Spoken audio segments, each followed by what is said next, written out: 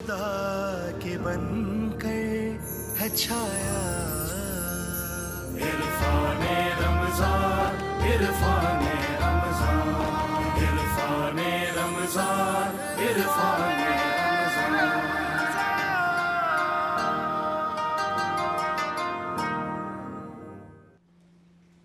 जी सलामती है और खैर मकदम आपका। इरफान रमज़ान में अब हम फ़तेह मक्का के हवाले से गुफ्तगू करना चाहते हैं। कुछ देर बाद आपके सामने नेकी भी रखूँगा, बहुत ही ख़ास नेकी होगी और बल्कि अब नेकी के लिए देर क्या करनी है, आपके सामने नेकी रख देता हूँ। ख़ास तवज्जो वाली नेकी है, एक नेकी मुलाज़ा फरमाइएगा, स्पॉन्सर्ड बाय सर्फ एक्सेल।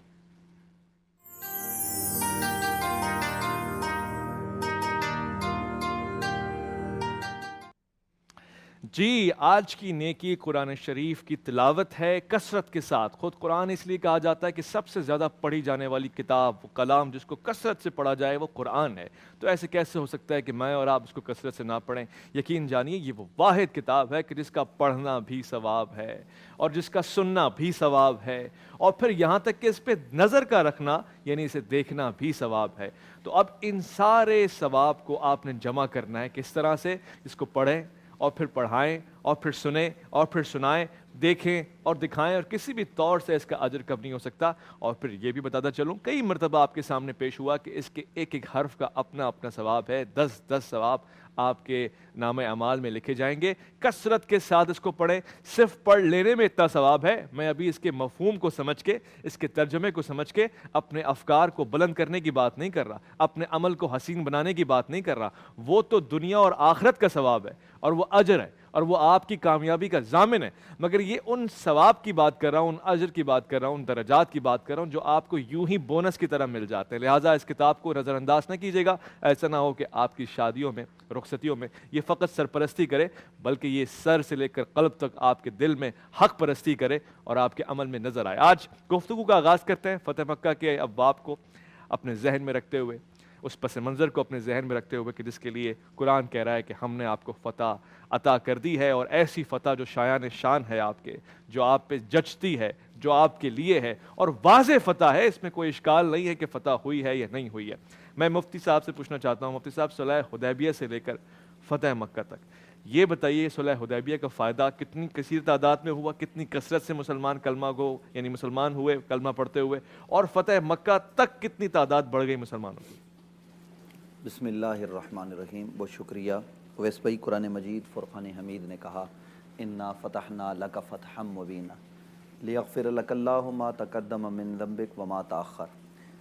ये जो कुरान ने फ़तह मुबीन की बात की है ना, आम तौर पर जब क़ारी कुरान पढ़ता है तो वो आम लोग ये समझते हैं इससे मुराद या शायद मक्का की फ़तह का दिन है कि जिस दिन नबी अलैहिस्सलाम फ़ातिहाना अंदाज में मक्का में दाखिल हुए। वो अंदाज़ क्या था उस पर भी बात करेंगे, लेकिन इससे मुराद असलन हुदैबिया है कि हुदैबिया के दिन ही अल्लाह ने मुसलमानों को फ़तह अता फरमा दी थी।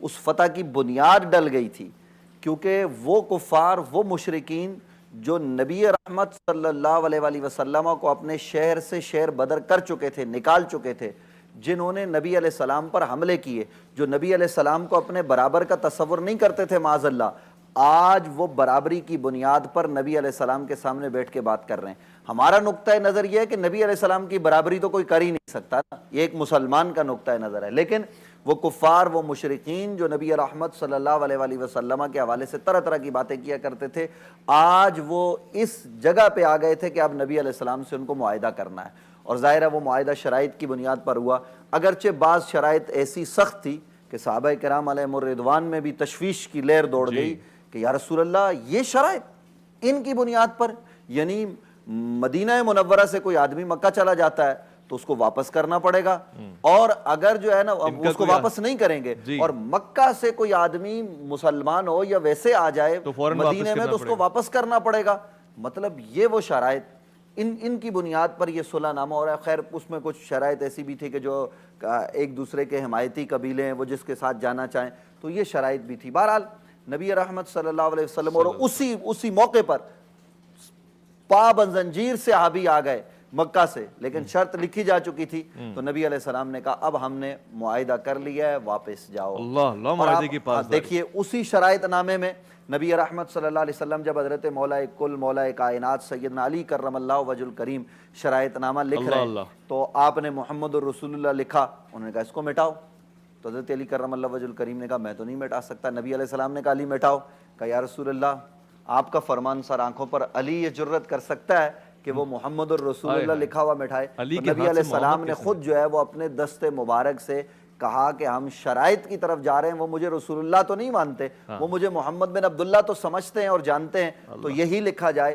اور اس بنیاد پر یہ شرائط نامہ طے ہوا، لیکن وہ شرائط لکھوانے والے واپس جا کر مکہ والوں کو کیا کہتے ہیں؟ اے مکہ والوں، صلح تو ہو گئی، شرائط تو طے ہو گئی، لیکن یاد رکھو محمد عربی صلی اللہ علیہ وآلہ وصحبہ وبارک وسلم اور ان کے غلاموں کو اب کوئی روک نہیں سکتا۔ مکہ والے پوچھتے ہیں کیسے؟ انہوں نے کہا ہم نے یہ دیکھا ہے کہ وہ محمد صلی اللہ علیہ وآلہ وسلم جو مکہ میں ہمارے ساتھ رہا کرتے تھے، حدیبیہ میں ہم نے عجیب منظر دیکھا ہے کہ وہ اپنا لعاب زمین پر ڈالنا چاہتے ہیں تو صحابی زمین پر نہیں گرنے دیتے، وہ ہاتھوں پہ لے کر نبی کا لعاب چہروں پر مل لیتے ہیں۔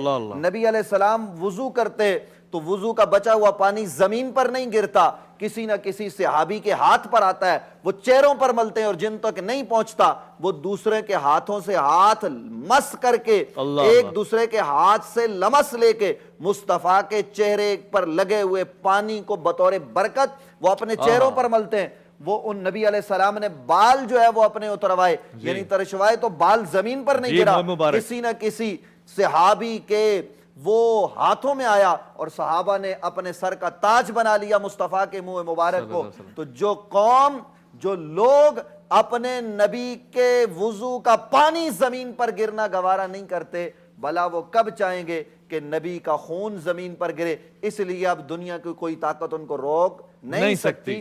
تو یہی وجہ ہے کہ جب حدیبیہ ہو گئی تو اس کے بعد فوج در فوج لوگ قافلہ در قافلہ اسلام میں داخل ہونے لگے۔ وہ محنت جو نبی علیہ السلام نے حدیبیہ تک کی، جس کا آغاز جو ہے وہ مکہ میں ہوا تھا، پھر اس کے بعد مدینہ منورہ، پھر بدر، پھر عہد، یہ سب کچھ ہوا، لیکن آج جب حدیبیہ میں صلح ہوئی اور اس صلح کے بعد فتح مکہ کے درمیان کا جو عرصہ ہے، پورے عرب میں مسلمان پھیل گئے اور انہوں نے جناب سلسلہ شروع کیا تبلیغ کا، اور مسلمان جوک در جوک ہونے لگے لوگ، اور اس عرصے میں نبی علیہ السلام نے غیر مسلم ممالک کو خطوط بھی لکھے، یہ سب کچھ ہوا۔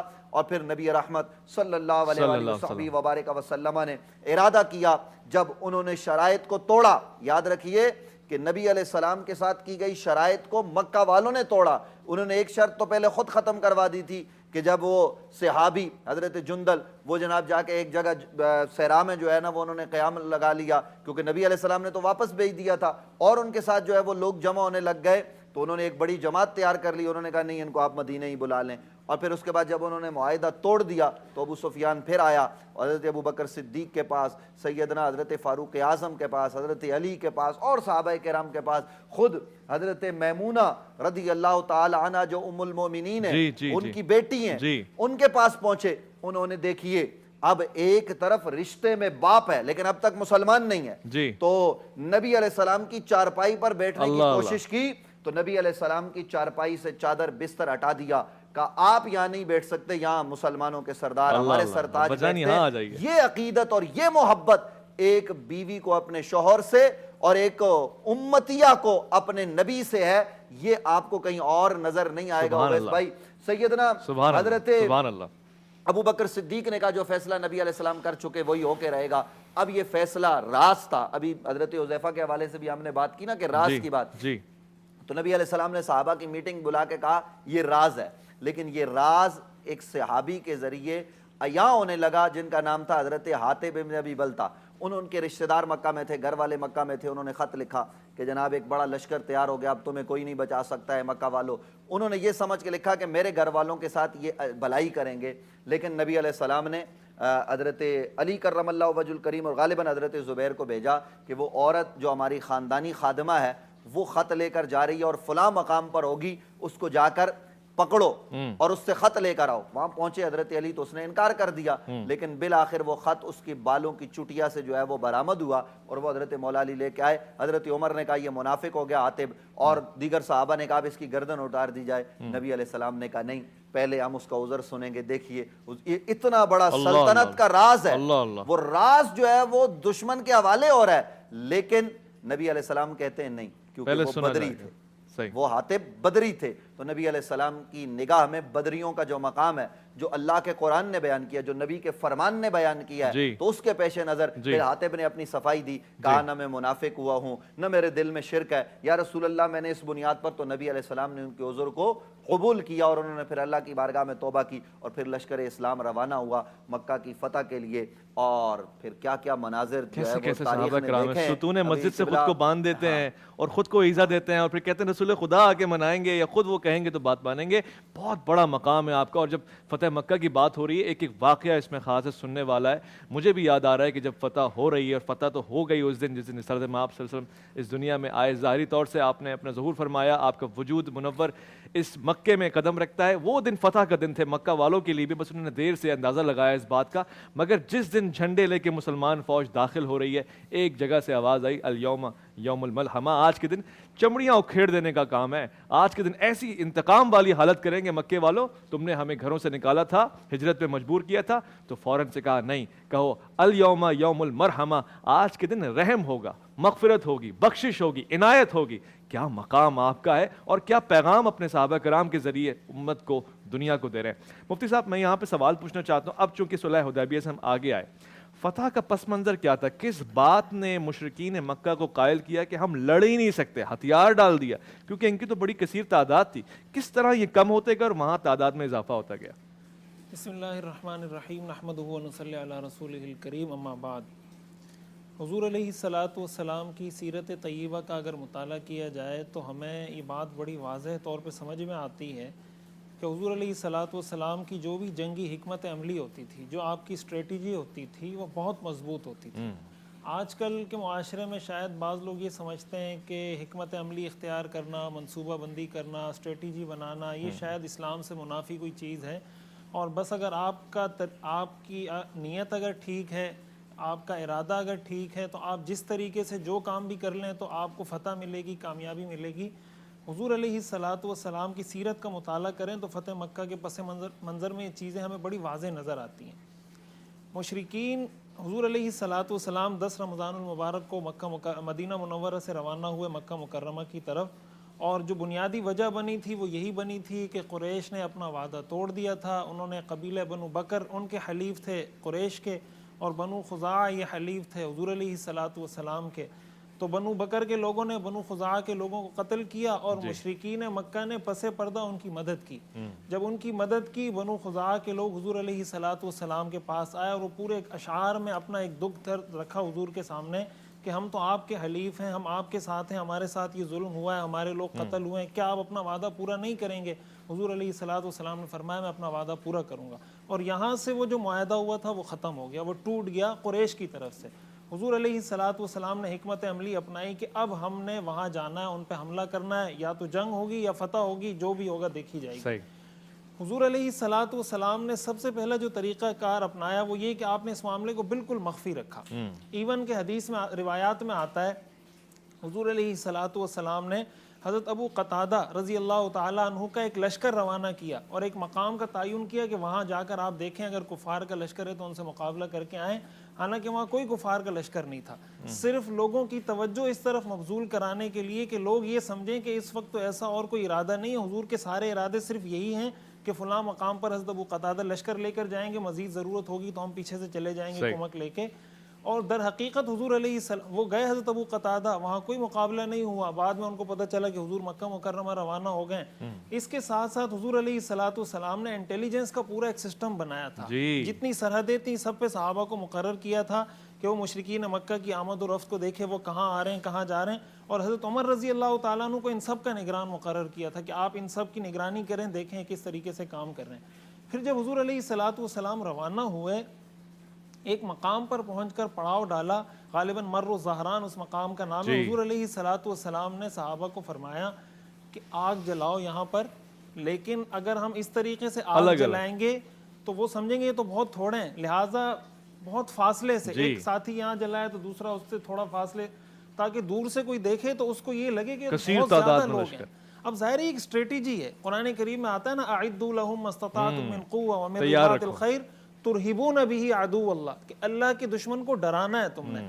اب وہ ڈرانے کے لیے آپ کوئی بھی حکمت عملی اپنا سکتے ہیں، مرعوب کرنا ہے۔ اب ہمارے ہاں دیکھیں جب پاکستان میں کوئی میزائل کا تجربہ ہوتا ہے، کوئی اس طرح کی بات ہوتی ہے، تو بہت سے لوگ جیسے کرونا چل رہا ہے تو لوگ کہہ رہے ہیں ویکسین ہے نہیں اور میزائلوں کا تجربہ ہو رہا ہے، یہ ہو رہا ہے وہ ہو رہا ہے۔ تو میں سمجھتا ہوں اس طریقے سے یہ اعتراض کرنا بالکل بھی مناسب نہیں۔ ٹھیک ہے ویکسین بھی ہونی چاہیے، آپ کے پاس یہ سہولیات بھی سب ہونی چاہیے، لیکن آپ کی دفاعی قوت بھی اتنی مضبوط ہونی چاہیے کہ دشمن کو یہ پتا ہو کہ ویکسین ان کے پاس ہو یا نہ ہو، یہ کورونا سے لڑ سکتے ہیں یا نہیں ہم سے لڑ سکتے ہیں۔ تو اس لیے دشمن کے دل میں رعب بٹھانا یہ حضور علیہ الصلوۃ والسلام کی سنت ہے۔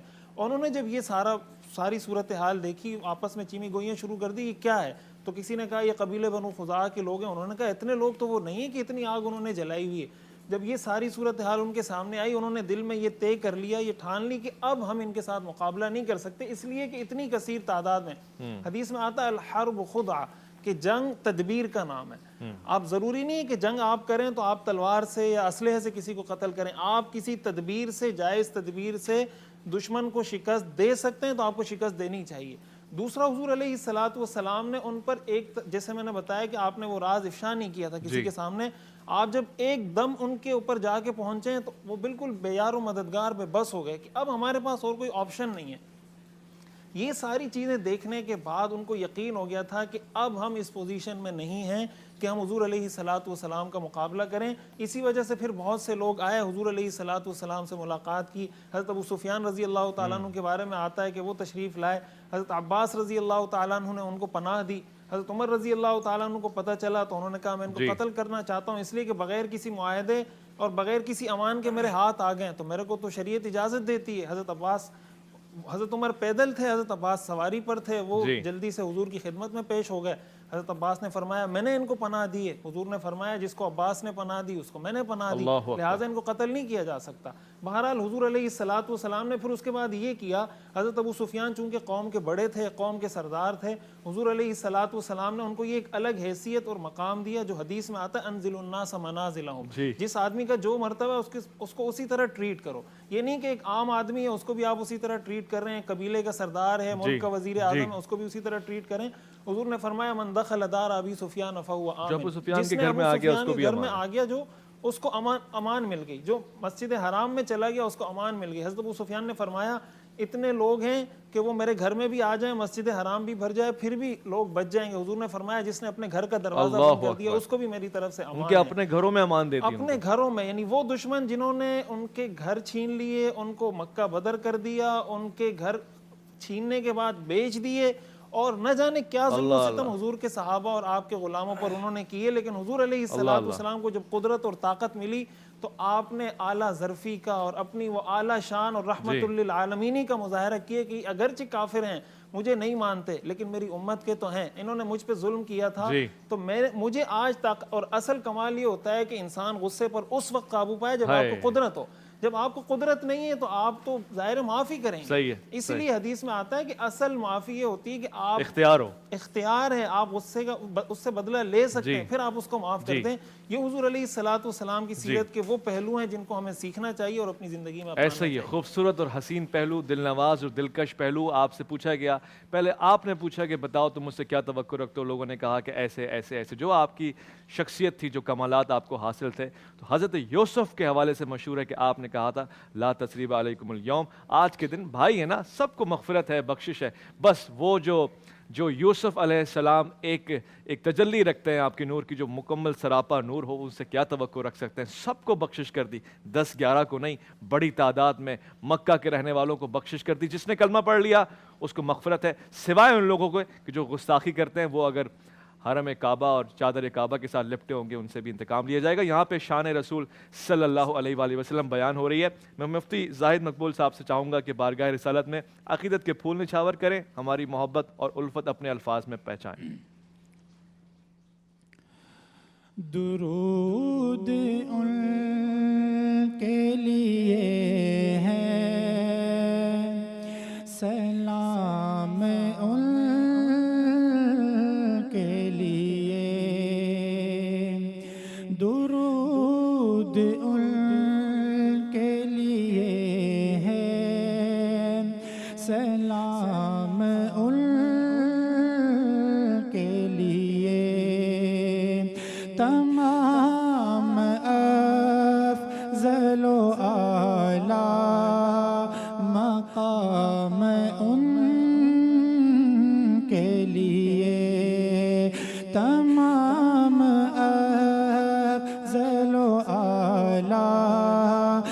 مقام ان کے لیے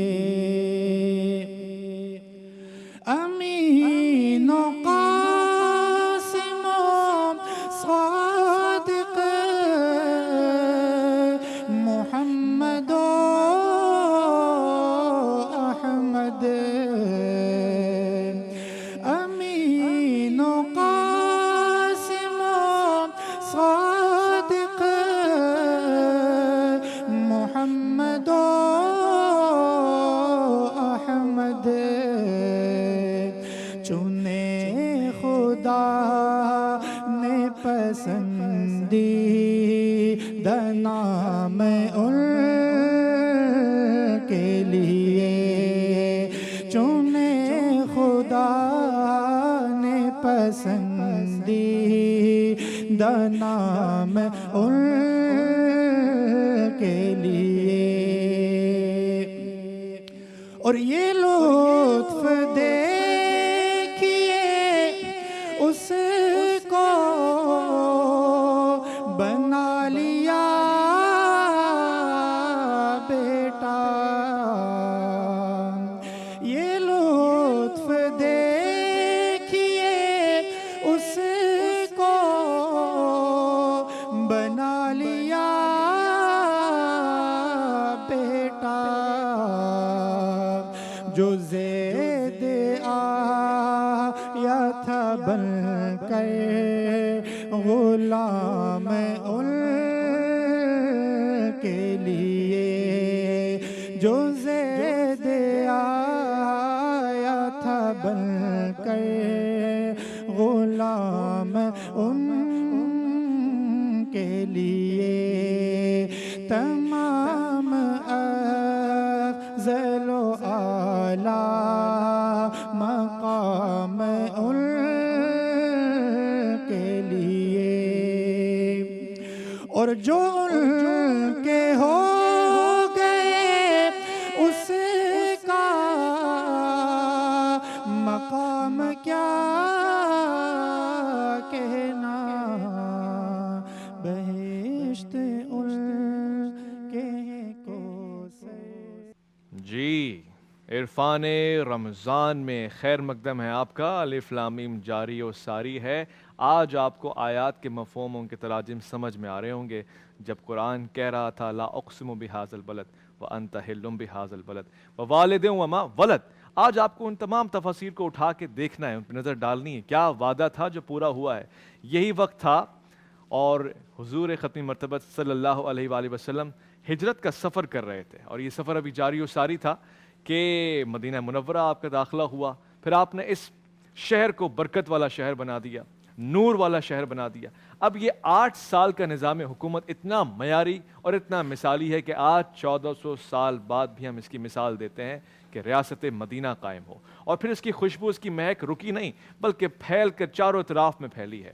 جب خیبر کا واقعہ ہوا تو اس وقت یہ طے ہو گیا تھا کہ اسلامی ریاست اب دور تک جائے گی، وسیع ہوگی، مگر اب جب فتح مکہ ہوئی، یعنی اس معاہدے سے پہلے بھی اور اس قبیلے کے وفاق سے پہلے بھی کہ جب بنو خزیمہ نے اور بنو بکر نے اپنے اپنے لوگوں کا اختیار کر لیا، تو رسالت مآب صلی اللہ علیہ وسلم نے آج کے دن یہ واضح کر دیا کہ فتح اسی کی ہے جو حق کے ساتھ ہے، اور حق والوں کی فتح لازمی ہے، طے شدہ ہے۔ وہ 8 سال قبل کا واقعہ کہ جب یہیں سے نکالا جا رہا تھا اور ہجرت کرنے پہ مجبور تھے مسلمان، اور 8 سال بعد 8 ہجری 20 رمضان کو فاتح کی حیثیت سے مسلمان اور اپنے سردار کے ساتھ داخل ہو رہے ہیں، تو پھر کیا خوبصورت مناظر ہیں۔ اس کو ہم فتح مکہ کہتے ہیں کہ جس میں امن بھی ہے، سلامتی بھی ہے، اور ہار مارنے والا بھی ہار کے جیت جائے، وہ کہے کہ پروردگارہ میری خوش قسمتی کہ مجھے ایسا فاتح ملا ہے کہ جس نے مجھے دنیا اور آخرت میں نجات کا راستہ کھول کے دے دیا۔ میں اس کے سے آپ کو سباق میں جانا چاہتا ہوں مفتی صاحب، وہ کیا مناظر تھے کہ اسلام اپنے پورے جاہ و جلال کے ساتھ مکے میں داخل ہو رہا ہے، کن کن لوگوں کو معاف کیا، کن کو معاف نہیں کیا، کیا مناظر ہے؟ بہت خوبصورت سوال کہ نبی رحمت صلی اللہ علیہ وآلہ وسلم نے جب قیام کیا، جیسا مفتی صاحب نے بتایا کہ رات کو آگ جلی، پھر ابو سفیان اور دیگر لوگ بیس بدل کے آئے اور پکڑے گئے، اور حضرت عباس بن عبد المطلب نے امان دی، یہ نبی کے چچا ہیں۔ جی، بعض لوگوں کو غلط فہمی ہو جاتی ہے، یا میں وہ بھی بتا دوں کہ یہ اسی موقع پر مسلمان ہوئے یا کچھ پہلے مسلمان ہوئے، ہم یہ کہتے ہیں بہت پرانے مسلمان ہیں، مدینے والے جب آئے تھے نا کہ نبی علیہ السلام کو آپ ہمارے پاس آ جائیں، تو وہ معاہدہ عباس بن عبد المطلب نے لکھا تھا کہ نبی علیہ السلام کی کس طرح حفاظت کرو گے، وہ حضرت عباس نے لکھا تھا۔ وہ جو عکاظ میں جا کے کبھی نبی علیہ السلام صدا لا الہ الا اللہ حق کی صدا بلند کرتے، عباس بن عبد المطلب چچا نبی علیہ السلام کے ساتھ ہوتے، تو نبی نے خود کہا تھا ایمان چھپا کے رکھو۔ بدر کی خبر بھی عباس نے دی تھی، یہی وجہ ہے کہ بدر میں نبی علیہ السلام نے صحابہ کو کہا تھا جو جس کے سامنے آئے اس کو قتل کرو، عباس پر تلوار نہیں اٹھانا۔ آج اس عباس نے ابو سفیان کو امان دی۔ حضرت عمر نے جب دیکھا دوڑے دوڑے آئے کا قتل کروں گا، یہاں تک کہ حضرت عمر کو ذرا سی مہلت مل جاتی تو قتل کر دیتے، لیکن نبی علیہ السلام کے خیمے میں پہنچ گئے حضرت عباس لے کے، حضور نے ان کو امان دی۔ اور پھر جب شہر مکہ میں داخل ہونے لگے، نبی علیہ السلام داخلہ ہوا، تو اس وقت حضرت عباس ابو سفیان کو ٹیلے پہ لے کے کھڑے ہوئے، تو ابھی نئے نئے مسلمان ہوئے تھے، تو ابو سفیان کہنے لگے اے عباس تجھے مبارک ہو، تیرا بھتیجا بہت بڑا بادشاہ بن گیا، یہ لشکر۔ تو حضرت عباس نے کہا اب بھی بادشاہ کہتے ہو؟ کہو نا محمد الرسول اللہ، یہ اللہ کے رسول ہیں، یہ بادشاہوں کے لشکروں کا جاہ و جلال نہیں، یہ محمد عربی کا لشکر ہے۔ پھر چشم فلک نے وہ نظارہ دیکھا جب نبی علیہ السلام شہر مکہ میں داخل ہو رہے ہیں، فاتح بڑے بڑے کائنات میں آئے جنہوں نے کھوپڑیوں کے مینار بنائے، ایسے بھی فاتح آئے کہ جنہوں نے تورا بورا کو مسمار کر کے رکھ دیا، جنہوں نے ہیروشیما اور ناگا سانگی کی اینٹ سے اینٹ بجا کے رکھ دی، لیکن ایک فاتح تاریخ میں وہ بھی ہے جب وہ شہر میں داخل ہو رہا ہے، اور اس شہر میں داخل ہو رہا ہے جس میں اس فاتح کو جو پر ظلم و ستم کے پہاڑ توڑے گئے، پتھر مارے گئے، زمین پر لٹایا گیا، اوجڑی ڈالی گئی، آج اس شہر میں وہ فاتح داخل ہو رہا ہے، اور فاتحانہ انداز کیا ہے کہ ریش مبارک جس سواری پر سوار ہے اس کے کجاوے سے لگ رہی ہے، اور نبی رحمت صلی اللہ علیہ وآلہ وسلم یہ تلاوت کر رہے ہیں اذا جاء نصر اللہ والفتح ورأيت الناس يدخلون في دین اللہ افواجا فسبح بحمد ربک واستغفر انہ کان توابا۔ یہ فاتح داخل ہو رہا ہے۔ اویس بھائی جب کوئی آدمی بڑا کہیں جاتا ہے تو بڑے اپنے وزیر مشیر دائیں بائیں رکھتا ہے، لیکن اس روز فاتح عالم نبی رحمت نے اپنے ساتھ نہ ابو بکر کو رکھا، نہ عمر کو رکھا، نہ عثمان کو رکھا، نہ علی کو رکھا، نہ طلحہ کو رکھا، نہ زبیر کو رکھا، نہ سعد کو، نہ سعید کو، نہ عبد الرحمن بن عوف کو، نہ کسی اور بڑے صحابی ابو عبیدہ بن جراح سمیت کسی کو رکھا۔ وہ بھی صحابی ہے، وہ بھی بڑا ہے، لیکن پرانے عرب والے ان کے نزدیک کوئی مقام نہیں تھا۔ تو نبی علیہ السلام نے اسامہ کو اپنی اونٹنی پر بٹھا کے پیغام دیا کہ میں ایسا فاتح ہوں کہ جھک کے داخل ہو رہا ہوں اور میرے ساتھ اسامہ ہے۔ اور پھر جب نبی علیہ السلام صحن حرم میں داخل ہوئے، آج مکہ والے حیران تھے، پریشان تھے، کپ کپی تاری تھی کہ نہ جانے آج کیا حکم ملے، اور یہی ہے کہ صحابہ نے اعلان کر رکھے تھے کہ آج ہم بوٹیاں اتاریں گے، آج ہم بدلے لیں گے۔ صحابہ کو کوئی ذاتی دشمنی نہیں تھی، وہ بدلہ لینا چاہتے تھے، تو ان کے پیش نظر نبی کی ذات تھی کہ اس شہر میں نبی پر پتھراؤ کیا گیا، اس شہر سے نبی کو بدر کیا گیا، اس شہر میں بلال کو گھسیٹا گیا، عمار کو جلایا گیا، آج ہم اس شہر کی اینٹ سے اینٹ بجائیں گے۔ صحابہ تیار تھے، مصطفیٰ نے کہا نہیں، آج لوگوں کی گردنوں کو مارنے کا نہیں، لوگوں کے دلوں کو فتح کرنے کا دن ہے۔ اور نبی علیہ السلام اس حال میں جب صحن حرم میں داخل ہوئے تو لوگوں پر کپ کپی تاری تھی۔ حضور نے اعلان کیا کہ آج جو صحن حرم میں آ گیا میں نے اس کو معاف کر دیا، جو اپنے گھر کا دروازہ بند کر کے بیٹھ گیا میں نے اس کو معاف کر دیا۔ پھر مزید کہا جو ابو سفیان کے گھر میں آ گیا میں نے اس کو بھی معاف کر دیا۔ یہ ابو سفیان کے گھر کا انتخاب کیوں؟ مصطفیٰ کسی کا احسان نہیں رکھتے۔ مصطفیٰ نے تو عبداللہ بن ابی کے لیے کہ اس نے حضرت عباس کے لیے کبھی قمیض دی تھی، تو جناب حضرت عبداللہ بن ابی کے لیے نبی علیہ السلام نے اپنی قمیض دے دی، وہ احسان کا بدلہ تھا کہ اس نے کسی موقع پر قمیض دی تھی۔ تو آج نبی رحمت صلی اللہ علیہ وسلم نے ابو سفیان کے گھر کو بھی جائے امان کہا، کیونکہ ایک دفعہ نبی علیہ السلام پر پتھراؤ ہو رہا تھا، اوباش پیچھے لگے ہوئے تھے، ابو سفیان نے دروازہ کھولا تھا مکے میں کہ محمد صلی اللہ علیہ وسلم اندر آ جائیے۔ حضور آئے تو ابو سفیان نے ان بچوں کو بھگایا۔ مصطفیٰ نے کہا ایک دن چند لمحوں کے لیے مجھے امان دی تھی، میں نے آج تیرے گھر کو جائے امان بنا دیا۔ نبی بالکل حل جزاء الاحسان الا الاحسان، بلکہ اس سے بڑھ کر مصطفیٰ عطا کرنے والے۔ پھر دیکھیے کہ نبی علیہ السلام نے جب مکہ کو فتح کر لیا، صحن حرم میں داخل ہو گئے، تو عثمان جس کے پاس کعبے کی چابی تھی، کبھی جس نے کہا تھا کہ میں آپ کو کعبے میں نہیں جانے دوں گا، نبی علیہ السلام نے کہا تھا ایک دن اللہ۔ آئے گا چابی میرے ہاتھ میں ہوگی، جسے چاہوں گا عطا کروں گا۔ نبی علیہ السلام نے کہا چابی دو، کپ کپی تاری تھی، چابی دی، حضور نے دروازہ کھلوایا اور کھلوا کے کہا کہاں ہے علی ابن ابی طالب، بلاؤ اس کو۔ علی ابن ابی طالب کہیں دور تھے، نبی علیہ السلام نے کہا آؤ۔ پہلے نبی علیہ السلام نے بتوں کو گرایا اپنی چھڑی سے، جو باہر تھے، پھر اندر جو تھے ان کو گرایا، اور پھر اب کچھ بت اونچے تھے جہاں ظاہری طور پر ہاتھ نہیں پہنچ رہا تھا۔ نبی علیہ السلام نے کہا علی میرے کندھوں پر چڑھ کے ان بتوں کو گراؤ۔ کہا علی کی یہ مجال نہیں کہ وہ نبی کے کندھوں پر چڑھے۔ حضور علیہ السلام نے کہا نہیں علی میں حکم دیتا ہوں چڑھو۔ تو حضرت علی نے نبی علیہ السلام کے کندھوں پر قدم رکھے۔ ہم اس علی پر قربان جو مصطفیٰ کے کندھوں پر سوار ہوا، ہم اس ابو بکر کی عظمتوں کو لاکھوں سلام کرتے ہیں جس کے کندھوں پر نبی سوار ہوئے۔ یہاں کوئی مقابلے کی بات نہیں ہے۔ حضرت علی نے بتوں کو اتارا، کہا علی کتنے بلند ہو گئے ہو؟ تو حضرت علی نے کہا میں چاہوں تو عرش کو پکڑ لوں، میں اتنا بلند ہو گیا ہوں۔ تو حضرت علی کرم اللہ وجہ الکریم نے کعبے کو بتوں سے پاک کر لیا۔ اب باری تھی آذان کی۔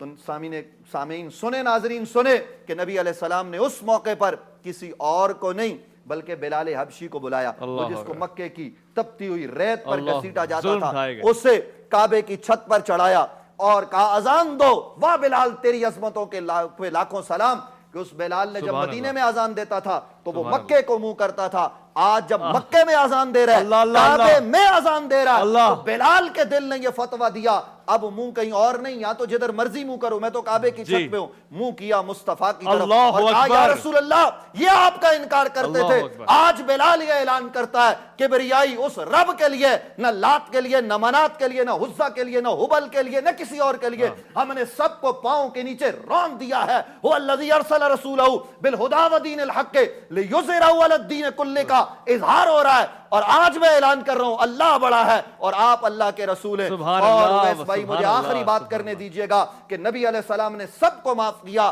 ایک موقع پر ہند آئی اور کہنے لگی کیا مجھے بھی معافی ملے گی؟ حضور نے قسم کھائی تھی جنہوں نے میرے چچا حمزہ کو شہید کیا میں بدلہ لوں گا۔ وہ وحشی آیا، وہ ہند آئی، نبی علیہ السلام سے کہا کیا ہمارے لیے معافی ہے؟ یہ کون معافی مانگ رہا ہے؟ ذرا سوچئے اویس ربانی صاحب، کون معافی مانگ رہا ہے؟ جنہوں نے کلیجہ نبی کے چچا کا نکالا تھا، چبایا تھا، ناک کان آنکھیں نکال دی تھی، ظلم کے پہاڑ توڑے تھے، یہ حضرت امیر حمزہ سید الشہداء پر۔ آج اس واقعے کو پڑھ کے انسان کے رونگٹے کھڑے ہو جاتے۔ مصطفیٰ نے بے گور و کفن اپنے چچا کے لاشے کو دیکھا تھا، وہاں اللہ کے نبی نے قسم کھائی تھی بدلہ لوں گا، لیکن جب یہ آئے تو نبی علیہ السلام سے کہا کیا ہمارے لیے بھی معافی ہے؟ حضور نے فرمایا ہاں میں نے تمہیں بھی معاف کر دیا، لیکن ایک بات ضرور ہے، اے واشی، اے ہند، آج سامنے آ گئے ہو، آئندہ میرے سامنے نہ آنا، کیونکہ یہ بشری تقاضا تھا، مجھے چچا کے زخم یاد آتے ہیں۔ اس طرح نبی علیہ السلام نے ان کو معاف کیا، اور یہ بات بھی کائنات کے لیے روشن مثال ہے۔ اکرمہ جو ابو جہل کا بیٹا ہے، مکے سے بھاگ گیا، غیرت مند آدمی تھا، کیسے سامنا کروں؟ جب مکے سے بھاگ کے دور چلا گیا اور بیوی آئی، اس نے کہا میرے شوہر کے لیے معافی مل سکتی ہے۔ نبی رحمت صلی اللہ علیہ وسلم نے کہا بلا لو۔ اب اکرمہ ابو جہل کا بیٹا جو اسلام کا سب سے بڑا دشمن، نبی علیہ السلام کے زمانے کا فرعون، موسیٰ کے فرعون سے بڑا فرعون، اس کا بیٹا جب حضور کی بارگاہ میں آ رہا ہے تو ناظرین دیکھیے نبی علیہ السلام نے بدلہ نہیں بلکہ نبی علیہ السلام نے، روایت میں آتا ہے اویس بھائی، نبی علیہ السلام اپنی مسند سے کھڑے ہوئے اس طرح اور حضور کے کندھوں سے چادر گر گئی، اکرمہ کو گلے لگایا اور کہا اکرمہ ہم نے تمہیں معاف کر دیا۔ یہی وجہ ہے کہ وہ اسلامی فوج کا بعد میں جرنیل بنا، اور اس نے کہا ہائے نمایاں سر انجام دیے، فتح مکہ میں ایسے ایسے راز پہنا ہے۔ آج بھی فتح مکہ سے یہ صدا آ رہی ہے کہ نبی کے طریقے پر چلو۔ نبی نے کس طرح معافی دی، نبی نے کس طرح لوگوں کو معاف کر کے ان کے دلوں کو فتح کیا، ان کو مال دیا، ان کو سب کچھ دیا، اور کہا انتم الطلقاء، جاؤ آج ہم تمہیں غلام اور لونڈی نہیں بنائیں گے جو جنگ کا قانون ہے، ہم نے تمہیں آزاد کر دیا۔ لا تثریب علیکم اليوم، آج کے دن کوئی تم پر مواخذہ نہیں ہے، میں رحمت للعالمین ہوں، جو تم نے کیا وہ تمہارا نظریہ تھا، آج جو میں کر رہا ہوں وہ اللہ کے نبی کا سبحان سلوک اللہ، وہ اللہ کی سنت ہے، وہ نبی کی سنت ہے، وہ یہ طریقہ قائم رہنے والا اور فاتحانہ طریقہ ہے۔ سبحان اللہ، ماشاء اللہ ماشاء اللہ، اللہ آپ کی توفیقات میں اور اضافہ عطا فرمائے، یہ برکت جاری و ساری رہے گی۔ میں مفتی صاحب کیا خوبصورت پس منظر ہے فتح مکہ کا، اس میں مثال ہے ہمارے لیے، ہم جیسے لوگوں کے لیے، جب اختیار پا جاتے ہیں تو ظرف کا امتحان ہوتا ہے، اور جو صاحب شرف ہو اس کا ظرف تو بلند ہی بلند ہے۔ صلح حدیبیہ جب لکھی جا رہی تھی اس وقت کا معاملہ بھی سامنے رکھنا چاہتا ہوں، پھر فتح مکہ کا بھی۔ جو اس وقت مسلمان بڑی تکلیف میں ہوں گے نا کہ یہ کیا ہو رہا ہے، ہم کیوں کمپرمائز کریں، خود حضرت عمر کے حوالے سے سوال پوچھا جانا، حضرت علی کے حوالے سے۔ اچھا وہ معاہدہ لکھ کون رہا تھا، کیا معاملہ تھا، وہ ذرا بیان فرما دیجیے گا، اور پھر فتح مکہ کے دن اور کن لوگوں کو معاف نہیں کیا گیا، وہ کون کون لوگ تھے؟ جی بالکل، حضور علیہ الصلاۃ والسلام نے جب معاہدہ لکھنے کا حکم دیا، حضرت علی رضی اللہ تعالیٰ عنہ کو حکم دیا آپ نے، جس طرح مفتی صاحب نے یہ بات ارشاد فرمائی کہ آپ نے لکھا من محمد رسول اللہ، آپ نے کہا لکھیں، حضرت علی رضی اللہ تعالیٰ عنہ نے لکھا تو انہوں نے اعتراض کیا کہ ہم اگر آپ کو رسول اللہ مانتے پھر تو ہماری کوئی لڑائی نہیں تھی آپ سے، تو آپ نے حضرت علی کو فرمایا کہ یہ مٹا کر محمد بن عبداللہ لکھ دیں۔ حضرت علی رضی اللہ تعالیٰ عنہ نے فرمایا کہ میری تو یہ مجال نہیں ہے کہ میں ایسا کر سکوں، تو حضور علیہ الصلاۃ والسلام نے پھر خود تحریر فرمایا، اور اس موقع پر ظاہر ہے کہ جو شرائط پہلے بھی وہ ڈسکس ہوئی، اس طرح کی شرائط تھی جو بظاہر مسلمان اس میں دب کر صلح کر رہے تھے، جی، اور بہت زیادہ ظاہر صحابہ کرام پر وہ بہت گراں گزرا۔ حضرت عمر رضی اللہ تعالیٰ عنہ بار بار حضور کے پاس آتے تھے اور پوچھتے تھے کیا ہم حق پر نہیں ہیں، کیا یہ لوگ باطل پر نہیں ہیں؟ حضور فرماتے تھے ہم حق پر ہیں، یہ باطل پر ہیں، تو پھر وہ کہتے تھے پھر ہم اتنی دب کر صلح کیوں کرتے ہیں؟ یہی سوال جا کے حضرت ابوبکر سے پوچھا کیا ہم حق پر نہیں ہیں، یہ باطل پر نہیں ہیں، پھر ہم اتنی دب کر کیوں صلح کر رہے ہیں؟ بہرحال حضور علیہ الصلاۃ والسلام ظاہر پیغمبر تھے، صاحب وحی تھے، آپ کو اللہ کا حکم تھا، اور ایک قائد اور ایک لیڈر کی جو اعلیٰ صفات ہونی چاہیے، ظاہر حضور علیہ الصلاۃ والسلام سے اعلیٰ صفات کس میں پائی جا سکتی تھی؟ حضور علیہ الصلاۃ والسلام کو اللہ تعالیٰ نے وہ ملکہ، وہ صلاحیت، وہ دور اندیشی عطا فرمائی تھی کہ آپ 6 سال 8 سال 10 سال بعد کا منظر دیکھ رہے تھے کہ اب اس کے رزلٹ کے طور پر ہمیں کیا فائدہ ہوگا۔ قرآن کریم میں آتا ہے نا وَاعْلَمُوا أَنَّ فِيكُمْ رَسُولَ اللَّهِ لَوْ يُطِيعُكُمْ فِي كَثِيرٍ مِّنَ الْأَمْرِ لَعَنِتُّمْ وَلَكِنَّ اللَّهَ حَبَّبَ إِلَيْكُمُ الْإِيمَانَ وَزَيَّنَهُ فِي قُلُوبِكُمْ وَكَرَّهَ إِلَيْكُمُ الْكُفْرَ وَالْفُسُوقَ وَالْعِصْيَانَ أُولَٰئِكَ هُمُ الرَّاشِدُونَ۔ اللہ فرماتے ہیں تم میں رسول اللہ کی شخصیت، ان کی ذات موجود ہے، اگر وہ تمہاری بات ماننا شروع کر دیں گے تم مشکل میں پڑ جاؤ گے، لہٰذا تم نے رسول اللہ کی بات ماننی ہے، رسول اللہ تمہاری بات نہیں مانیں گے۔ ساتھ ساتھ اللہ تعالیٰ نے یہ بھی بتا دیا لیکن اللہ حبب الیکم الایمان، کہ تم جو اعتراض کر رہے ہو تم کسی اور وجہ سے نہیں، تمہارے دل میں بھی ایمان کی محبت کوٹ کوٹ کے بھری ہوئی ہے، تمہیں بھی اسلام کی حقانیت کا 100% یقین ہے، اس لیے تمہارے لیے اسلام کا اس طریقے سے دب کر صلح کرنا تم سے برداشت نہیں ہوتا، نہیں تو اگر تمہارے دل میں اسلام کی محبت نہیں ہوتی، کفر سے نفرت نہیں ہوتی، تو پھر تمہیں کیا اعتراض ہوتا؟ تم کہتے بھائی جس طرح بھی صلح کی جائے، ہمیں کیا اس پہ اعتراض ہے؟ حضور علیہ الصلاۃ والسلام نے وہ صلح کیا، وہ صلح فرمائی آپ نے، قرآن کریم کی آیات نازل ہوئی انا فتحنا لک فتحا مبینا، اللہ تعالیٰ نے اس کو فتح مبین قرار دیا، صلح حدیبیہ کو فتح مبین قرار دیا۔ اور ظاہر ہے کہ اس سے ایک بات بڑی ہمیں سمجھ میں آتی ہے کہ جو آدمی، اگر آپ کسی کو اپنا لیڈر قائد منتخب کرتے ہیں اور وہ اس کے اندر یہ صلاحیت ہے کہ وہ لیڈر اور قائد بنے، یا آپ اس کو اپنا دینی رہنما اور دینی پیشوا مانتے ہیں اور آپ سمجھتے ہیں کہ یہ سیرت اور سنت پر صحیح عمل کر رہا ہے، تو بعض اوقات ایسا ہو سکتا ہے کہ کوئی فیصلہ اس کی طرف سے ایسا آئے جو ہمیں اچھا نہ لگ رہا ہو وقتی طور پہ، لیکن ظاہر ہے کہ جو بڑا ہوتا ہے اس کو بہت سی ایسی معلومات، ایسی انفارمیشن ہوتی ہیں جو نیچے کی سطح کے لوگوں کو نہیں ہوتی، وہ بہت سی چیزوں کو دیکھ کے کوئی بات کر رہا ہوتا ہے۔ ہمارے ہاں کیا ہوتا ہے، غالباً ابوالکلام آزاد کا یہ قول ہے کہ 100 سال بھی گزر جائیں لیکن بر صغیر پاک و ہند کے لوگوں کو کبھی اپنے بڑوں سے خوشگمانی نہیں ہو سکتی، ہمیشہ اپنے بڑوں سے بدگمان رہیں گے کہ ہمارے بڑے جو کر رہے ہیں یہ ملے ہوئے ہیں، یہ کوئی سازش کا حصہ ہے، یہ ہو رہا ہے، وہ ہو رہا ہے۔ میں مفتی صاحب ایک مختصر سے وقفہ لے لوں، لوٹ کر آؤں گا، تو یہ بات تو حقیقت والی ہے کہ بدگمانی بہت چھائی ہوئی ہے، قرآن بھی اس سے منع فرماتا ہے، کہتا ہے زیادہ گمان مت کرو، کثرت سے گمان مت کرو، یہ گناہ ہوتا ہے۔ ایک وقفہ لے رہے ہیں، لوٹ کر آئیں گے تو آپ کا انتظار بھی کرتے رہیں گے اور پھر آپ سے گفتگو بھی کریں گے۔ عرفان رمضان میں آپ کا انتظار ہے۔ رحمت خدا کے بن کر ہے چھایا، عرفان رمضان، عرفان رمضان، عرفان رمضان، عرفان رمضان۔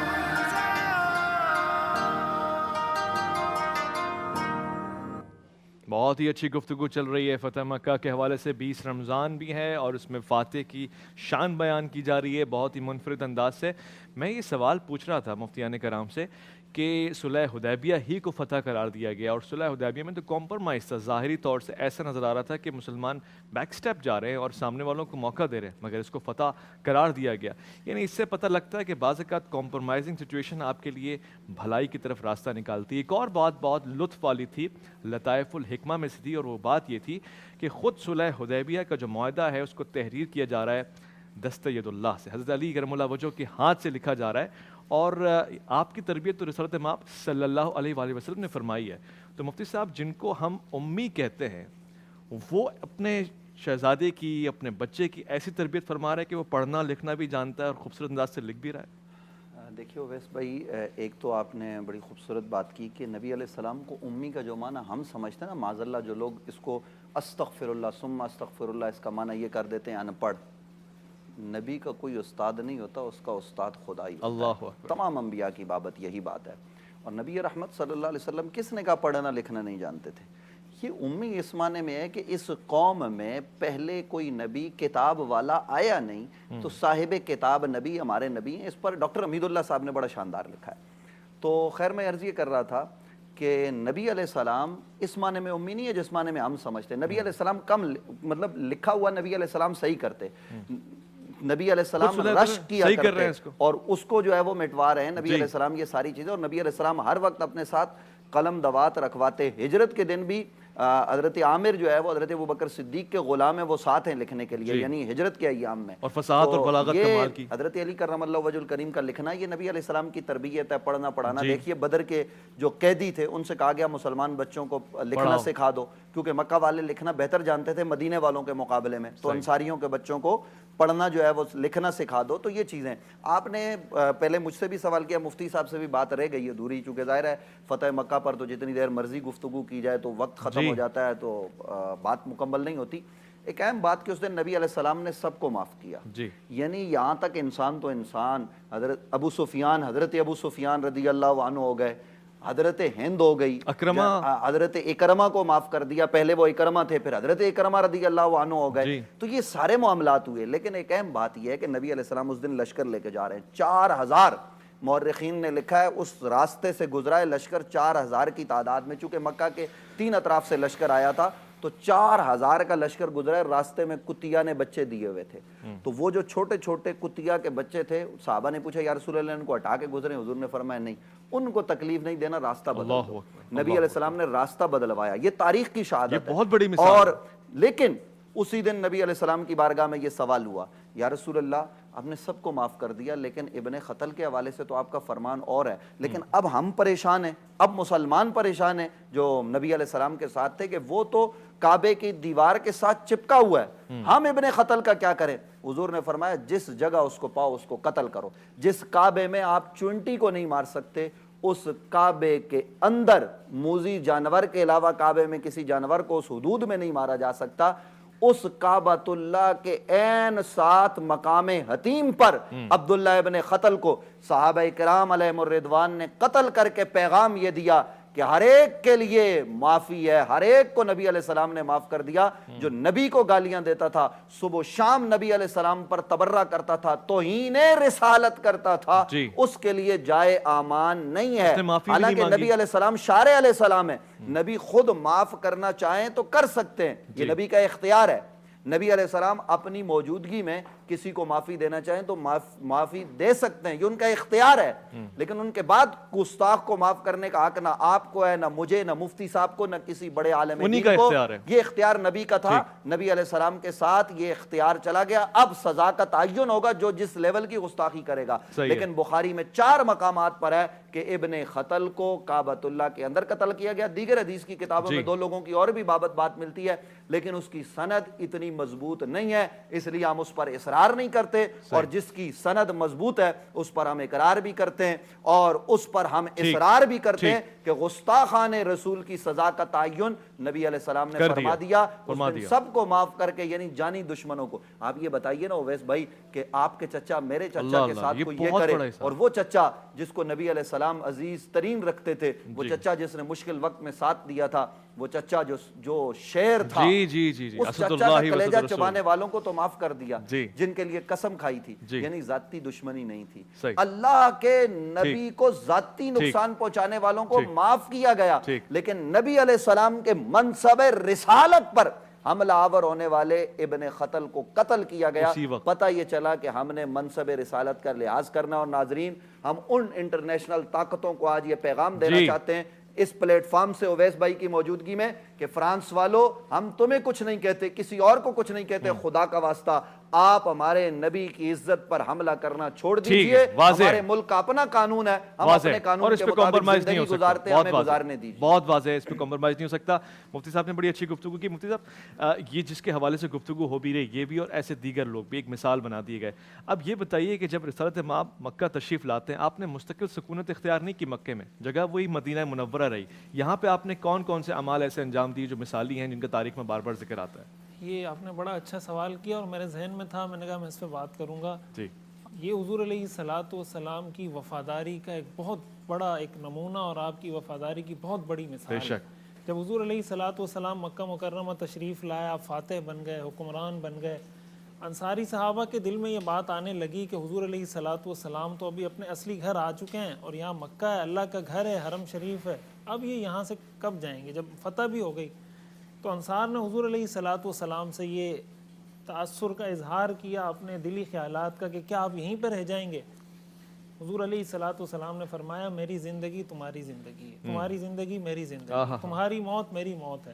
حضور علیہ الصلاۃ والسلام جب ہجرت کر رہے تھے تو انصار نے ہجرت سے پہلے جو حضور سے معاہدہ کیا تھا نا، ان میں انصار کی طرف سے صرف یہ ایک شرط تھی کہ یا رسول اللہ آپ ہمارے پاس آئیں، ہم آپ کو ویلکم کرتے ہیں، ہماری سعادت کی بات ہے، لیکن آپ ہم سے یہ وعدہ کریں کہ پھر آپ ہمیں چھوڑ کے نہیں جائیں۔ حضور علیہ الصلاۃ والسلام نے جب ایک دفعہ دوستی کا ہاتھ بڑھایا ہے، ایک دفعہ جب آپ نے وفا کا ہاتھ بڑھایا، پھر آپ نے وفا کا ہاتھ کبھی کھینچا نہیں۔ حضور علیہ الصلاۃ والسلام نے فرمایا آیت الایمان حب الانصار، کہ ایمان کی نشانی ہے انصار سے محبت کرنا، اور منافقت کی نشانی ہے انصار سے بغض رکھنا۔ اسی میں ایک واقعہ آتا ہے، ابو بکر صدیق رضی اللہ تعالیٰ عنہ کے والد حضرت ابو قحافہ مسلمان ہونا چاہتے تھے۔ حضرت ابو بکر صدیق رضی اللہ تعالیٰ عنہ ظاہر حضور کے سب سے جانثار صحابی، آپ کے سب سے قریبی ساتھی تھے، وہ اپنے والد کو حضور کی خدمت میں لے کر آئے۔ حضور علیہ الصلاۃ والسلام کی وفاداری، دوستی نبھانا، دوستی کا خیال رکھنا، اس سے سیکھنا چاہیے۔ حضور نے حضرت ابوبکر کو فرمایا، حالانکہ اس وقت تو ظاہر ان کے والد مسلمان نہیں تھے، آپ نے فرمایا ہلا ترکت الشیخ فی بیتہ حتی اکون انا آتی، تم ان بزرگوں کو گھر پہ چھوڑ دیتے، میں ان کے پاس جا کے میں کلمہ پڑھا دیتا ان کے پاس جا کر۔ حضرت ابوبکر صدیق رضی اللہ تعالیٰ عنہ نے فرمایا کہ هو احق ان یمشی الیک، یہ زیادہ حقدار ہیں کہ آپ کے پاس چل کر آئیں، آپ کیوں ان کے پاس چل کر جائیں گے؟ میرے لیے، میری نظر میں آپ کا مرتبہ اپنے والد سے بہت زیادہ ہے، بجائے اس کے کہ میں اپنے والد کو لاتا، میں آپ کو کیسے کہتا کہ آپ میرے والد کے پاس تشریف لائیں؟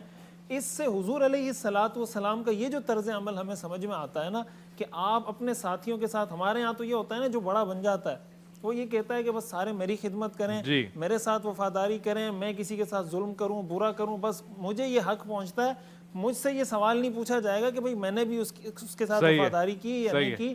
تو بڑے کو اس بات کا بھی ثبوت دینا چاہیے، اور یہ سیرت طیبہ کا درس ہے، فتح مکہ کا درس ہے کہ حضور مکہ مکرمہ آ کر وہاں کتنی چیزیں حضور کے لیے اٹریکشن کی تھی۔ آپ کی اپنی جائے پیدائش تھی، آپ کا اپنا وطن، اپنا ملک تھا، اپنا گھر تھا، سب سے بڑھ کر حرم شریف، والدہ وہاں پر، سب سے بڑھ کر اللہ کا گھر وہاں پر ہے جہاں لوگ دور دور سے آتے ہیں۔ حضور علیہ الصلاۃ والسلام نے اس وفاداری کو نبھاتے ہوئے، اس وعدے کو نبھاتے ہوئے دوبارہ مدینہ منورہ، اور آج تک آپ کا روضہ اطہر مدینہ منورہ میں موجود، اور اس وفاداری کی علامت مدینہ کو بھی تو منور رکھنا ہے نا پھر یہاں پہ۔ کے بعد یہ صرف 10 سیکنڈ کی بات، غزوہ حنین کے بعد جب نبی علیہ السلام نے مال تقسیم کیا نا، تو نئے جو قبائل مسلمان ہوئے تھے مکہ والے، ان لوگوں کو زیادہ دیا، تو انصار نے نبی علیہ السلام کو سوالیہ نگاہوں سے دیکھا، تو نبی علیہ السلام نے کہا کیا تم اس بات پر راضی نہیں؟ وہ مال لے جائیں تم محمد مصطفیٰ کو لے جاؤ، وہ مال لے جائیں تو محمد کو ساتھ لے جاؤ، دنیا بھی آخرت بھی تمہاری، اور کوثر بھی تمہارا، اور جنت کے باغات بھی تمہارے۔ انصار آپ پہ ہمارا سلام، اور مکہ کے فاتحین آپ پہ ہمارا سلام، صحابہ کرام آپ پہ ہمارا سلام، اہل بیت عظام آپ پہ ہمارا سلام۔ ایک مختصر سا وقفہ لے رہے ہیں، لوٹ کر آئیں گے تو دسترخوان پہ بیٹھ کے دعا بھی کریں گے۔ الحبیب ریسٹورنٹ کا بہت بہت شکریہ، دسترخوان کا اہتمام آپ کی جانب سے ہے۔ عرفان رمضان میں آپ کا انتظار رہے گا۔ رحمت خدا کے بن کر ہے چھایا عرفان رمضان عرفان رمضان عرفان رمضان عرفان